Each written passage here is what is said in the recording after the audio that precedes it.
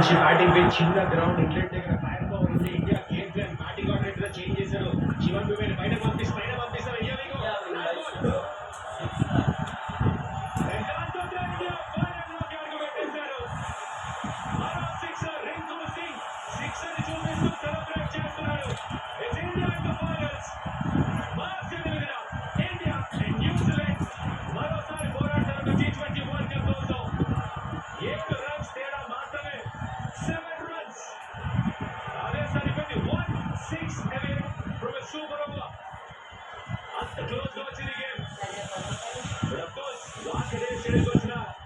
వేలాది మంది ఈ మ్యాచ్ పరీక్షలో చూస్తున్న కోట్లాది మందికి it's match worthy of final. కానీ సెమీఫైనల్ వచ్చింది.